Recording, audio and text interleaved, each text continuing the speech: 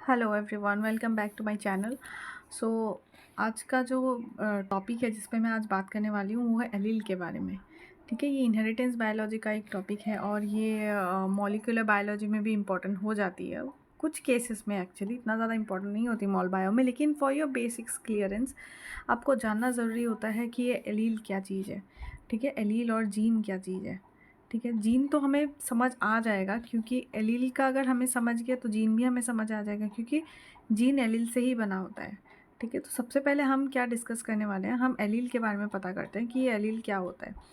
ठीक है, अब एलील का ना हमें बहुत जगह पे हमें ये सुनने को मिलता भी है कि एलील मतलब होता है कि A capital A small A capital B small E, ये एक एलील हो गया, ये एक एलील हो गया, ये और ये एक mutant form of the allele A capital ए। तो ऐसा होता है, हमने सुना होगा, लेकिन अभी इसका मतलब होता क्या है कि सपोज़ हम इनहेरिटेंस में देखते हैं, है ना। इनहेरिटेंस बायोलॉजी में, जेनेटिक्स में हम देखते हैं कि इनकी जो क्रॉस होती है, सो इसके बाद ये प्रोजेनी आती है, फिर इसकी सेल्फिंग होती है, फिर सेल्फिंग होने के बाद ऐसे कुछ रिजल्ट्स आते हैं, है ना। कुछ रिजल्ट्स आते हैं, तो ये हो गया सेल्फिंग का रिज़ल्ट।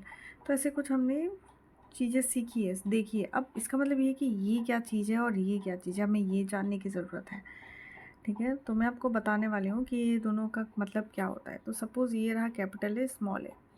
कैपिटल ए का मतलब होता है कि एक जो भी डोमिनेंट फॉर्म होता है, और जो स्मॉल ए होता है ना, वो स्मॉल ए का मतलब होता है कि इसका जो म्यूटेंट फॉर्म है। ठीक है, सपोज़ ये वाला का मतलब होता है ब्लैक आई, सो ये वाला का जो म्यूटेंट फॉर्म होता है वो होगा ब्राउन आई। डैट मीन्स कि ब्लैक में ना कुछ म्यूटेशन हुआ था, इसके वजह से क्या हो गया, ये ब्राउन वाला वो हो गया, एलील निकल इमर्ज हुआ है विथ एवोल्यूशन। ठीक है, अब ये देखना है कि अब देखिए, सपोज़ एक बेबी है, उसको उसके पास ये दोनों, उसके एक्स क्रोमोसोम में ये एलील है, ये एक्स क्रोमोसोम में, और सी इज़ ए गर्ल। ठीक है, वो गर्ल है और उसके एक्स क्रोमोसोम में कैपिटल ए है और दूसरे एक्स में स्मॉल ए है। अब इसका मतलब क्या होता है कि इसके पास देखिए, हमें पता है कि फर्टिलाइजेशन के टाइम पे ना कि मेल और फीमेल गैमेट दोनों फ्यूज़ होते हैं। ठीक है, male gamete and female gamete fuse होते हैं, और ये भी पता है कि मेल गैमेट हैप्लॉइड होता है, फीमेल भी हैप्लॉइड होता है। सो ताकि जब ये फ्यूज़ हो ना, जब वो फ्यूज़ हो तो फ्यूज़ होके क्या करे, यहाँ पे एक डिप्लॉइड गैमेट प्रोड्यूस करे, ये जो बेबी है इसमें। ठीक है, ये हैप्लॉइड और ये हैप्लॉइड। अब इसका मतलब ये होता है कि जो मेल है ना, सपोज़ फॉर एग्जांपल मेल में या तो कैपिटल ए रहा होगा या फिर स्मॉल ए रहा होगा, और फीमेल में कैपिटल ए रहा होगा या स्मॉल ए रहा होगा, तभी तो ये बेबी में ये आया है। क्योंकि हमें पता है ना कि क्रॉस ऐसे ऐसे होता है ना, क्रॉस कुछ इस तरह से होता है, और प्रोजेनी में ये वाला जो है, ये वाला फॉर्म आता है। तो ये देखिए, अब प्रोजेनी में कैपिटल स्मॉल ए आया है, डैट मीन्स कि एन जो यहाँ का है और एन जो मेल का है, ये दोनों मिलके 2n बना रहे हैं, और ये रहा ये, इसका मतलब 2n का मतलब क्या हो गया, इसका मतलब है ये एक n हुआ और ये वाला एक n हुआ। ठीक है, आप समझे अब।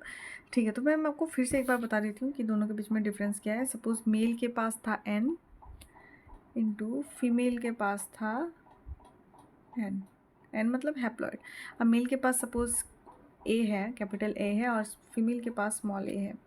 अब जब ये क्रॉस करते हैं तो ये जब एक बेबी निकालेगी, वो suppose for example it's a girl, so वो कैपिटल ए स्मॉल ए हो गया।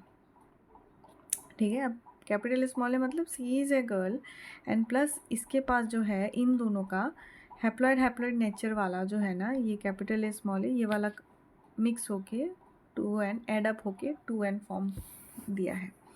दैट मीन्स कि कोई भी एलील, ठीक है, जो एक एलील होती है, एलील 2n फॉर्म में ही होती है। ठीक है, जब 2n फॉर्म में एलील होते हैं तो उसे हम जीन कहते हैं। ठीक है, और एलील का एक n हो गया ये, और दूसरा n ये, और ये दोनों का फ्यूज़न होके 2n बनाएगा, that is capital S small है।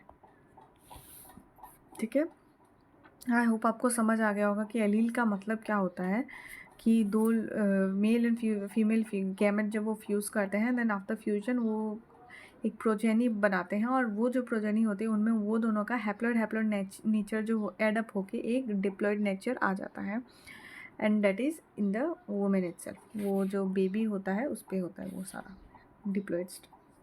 ठीक है, so that's all for today. आपको मेरी वीडियो पसंद आई है, अगर समझ आ गई है तो प्लीज़ लाइक कर दीजिए, सब्सक्राइब एंड शेयर डेफिनेटली कीजिए। Thank you so much for watching guys.